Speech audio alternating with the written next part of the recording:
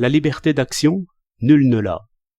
La rue est barrée par ordre, à l'occasion d'incendies, de bagarres ou de cortèges. Je veux passer. L'agent s'y oppose. Je veux discuter. L'agent ne m'écoute seulement pas. Je menace. L'agent m'empoigne. Je frappe. L'agent m'assomme. Tout est clair ici, et j'ose dire raisonnable. Qui songera à forcer le passage, ou seulement à discuter, quand l'agent aux voitures lève son bâton, ou quand l'homme du métro ferme sa porte? Il se peut bien que la porte soit fermée un peu trop tôt, ou que l'agent lève son bâton à contretemps. Nul homme n'est infaillible, et tout est discutable. Une rue est barrée. Pourquoi? Souvent, l'agent n'en sait rien. Supposons une passerelle branlante. Fort sagement, on empêchera d'y passer. Or, une personne, ou deux, ou trois, y pourrait bien passer. Une foule la ferait crouler. Et encore, n'est-ce pas sûr? Va-t-on discuter? Va-t-on essayer? Ce serait ridicule. Toutes les mesures d'ordre sont ainsi. Y a-t-il risque de désordre ou de bagarre?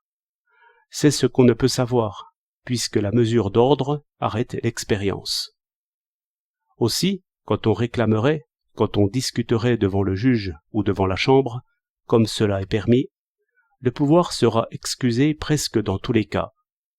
De toute façon, la nécessité d'obéir d'abord est comprise de tout le monde, excepté de l'homme en colère. Et colère n'est pas raison. Par ces considérations, toutes simples, nous apprendrons à obéir. La liberté est à ce prix. Voici une procession catholique ou une procession fasciste. Je me permets de sourire, ou seulement de ne pas saluer. Ces fanatiques tombent sur moi. Me voilà à l'hôpital pour 1 mois. Si je suis accompagné d'une bonne troupe de partisans, c'est bataille. Si j'en cours le risque, c'est mon affaire. Mais qu'en penseront les passants? C'est le rôle des pouvoirs de disperser le cortège, ou bien de l'isoler, en barrant les rues. Et c'est toujours fermer la porte du métro. Il n'est pas sûr que le voyageur pressé ira sous les roues, mais c'est pourtant dans son intérêt qu'on l'arrête tout net. Cette porte haute n'entend point raison. Prenez toute mesure de police comme une porte sourde et muette. L'abus n'est pas loin. Il faut savoir, il faut dire que tous les pouvoirs sans exception iront toujours à fermer toutes les portes. Tout noyau de spectateurs sera suspect, ou seulement encombrant. Tout cri sera injurieux ou séditieux.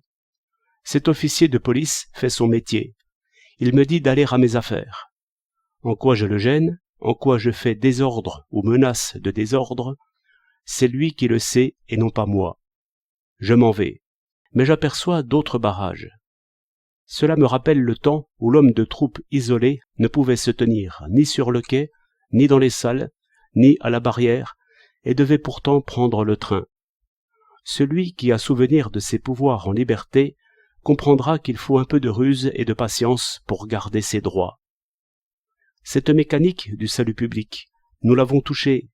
On n'arrête pas une locomotive d'un coup de poing.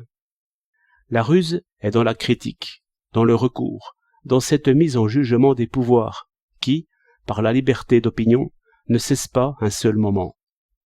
L'opinion gouverne dès qu'elle peut s'exprimer, mais dès qu'elle fait désordre, ou seulement apparence de désordre, elle ne peut plus s'exprimer. La méthode de crier est très mauvaise. Elle a toujours fortifié les pouvoirs. Elle donne occasion à cette action prompte et irrésistible qui recouvre le fait et obscurcit à jamais la question. Comment savoir si l'ordre était menacé? Les cris vaut mieux. Et, quant au plaisir si vif de déplaire aux puissants, il est bon encore de s'en priver un peu. Sur quoi vous me jugerez trop prudent? C'est que je vois les causes. C'est que je mesure les pouvoirs, les éternels pouvoirs, ainsi que les éternelles occasions. Souvenez-vous, il n'y a pas 10 ans, nous étions esclaves, et ce n'est pas un rêve.